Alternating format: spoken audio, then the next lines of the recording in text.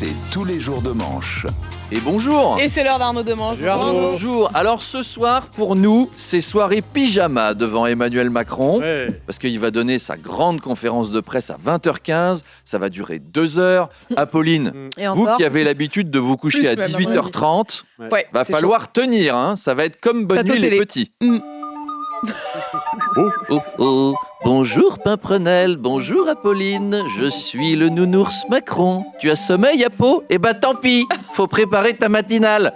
Fallait pas prendre ta camomille de d'habitude, fallait prendre une Red Bull. Apo, elle va arriver demain déphasée, encore habillée avec sa combinaison en duvet en forme de Pikachu. Alors, Manu, l'économie ? Oui, exactement, le 440 a repris. Ah, il y a Nounours sur le plateau. Non, c'est pas Nounours, c'est juste moi. 20h15, il est pas cool Macron, hein. Le grand rendez-vous avec la nation, moi je veux bien, mais à une heure décente, quoi. Il pouvait pas faire ça le midi, non, c'était trop demandé. Bref, ce soir, on renoue avec le bon vieux temps de l'ORTF. On aura Macron sur quasiment toutes les chaînes, avec toute la simplicité qui le caractérise. Il va juste manquer l'hymne nord-coréen. Ça va être question pour un Macron.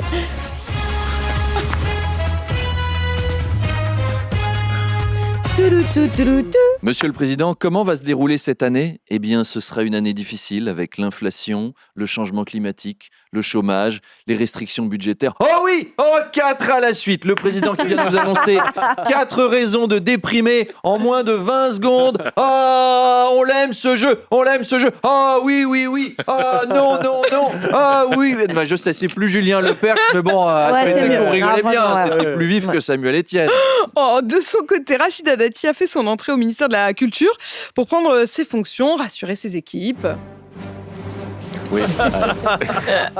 Elle est arrivée direct. Écoutez-moi bien, les saltimbanques. C'est fini la fiesta, maintenant on va aller se laver les dents. Mettre une chemise. C'est terminé les subventions à la con pour vos spectacles de zadistes.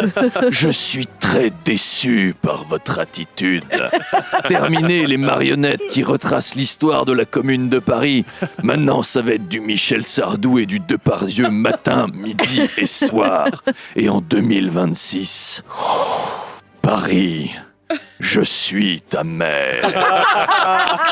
Excellent.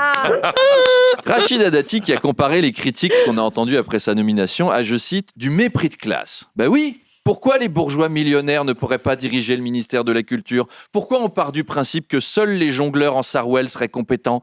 Rachida Dati, elle connaît bien Hugo. Hugo Boss, bon ok, mais c'est déjà pas mal. Et elle adore Montaigne, à cause de l'avenue. C'est pareil, c'est bien aussi, ça se salue. Hier, Arnaud, a eu lieu dans l'Iowa le premier caucus du Parti républicain. Oui, caucus, hein, vous l'avez bien dit, c'est caucus. Le premier caucus républicain en France, c'est Éric Ciotti, depuis que Macron va à la pêche dans son parti pour lui piquer ses poids lourds. Alors le caucus, ce sont les élections internes, État par État, pour désigner le candidat à la présidentielle américaine, pour savoir qui fera tomber Joe Biden. Bon, après, faire tomber Joe Biden, c'est pas super tordu non plus. Hein. Un rebord de trottoir, un peu de vent, la gravité, tout simplement, ça suffit. Alors, malgré le froid polaire, les habitants de l'Iowa ont assuré à Trump une victoire écrasante. Vous voyez, on avait des températures à moins 20 degrés, un méchant psychopathe et mégalo qui veut prendre le pouvoir et construire un mur. En fait, c'est pas des élections, c'est Game of Thrones. Donald Trump, il a déclaré... J'ai été inculpé plus de fois que le regretté Alphonse Capone. C'est-à-dire que le mec se compare à Al Capone pour être élu quand même. C'est comme si Marine Le Pen, à propos de son procès pour détournement de fonds au Parlement européen, elle disait « Vous savez, moi j'ai autant de procès que Patrick Balkany. Je suis un peu la nouvelle François Fillon. » Trump, en communication, là, il peut engager Amélie Oudéa-Castéra, elle sera parfaite. C'est clair. Et puis on termine, Arnaud, avec l'histoire feel good du matin. Oui, Apo, c'est Carnet Rose. Ah. Un jeune papa, Nordal Non. Lelandais, qui vient d'avoir un petit garçon. C'est donc désormais Nordal Lelandau. Allez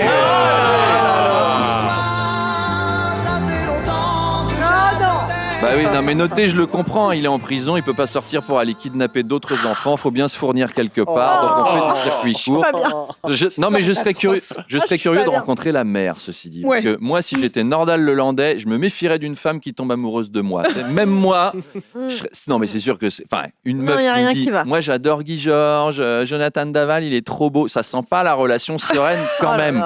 Alors, je peux comprendre la fascination pour les faits divers. J'adore Faites entrer l'accusé, mais enfin quand même, Faites entrer l'accusé, c'est pas censé faire fantasmer. Moi, je ne fantasmerais pas si l'émission faisait ses reportages en mode « Nous sommes dans les Ardennes.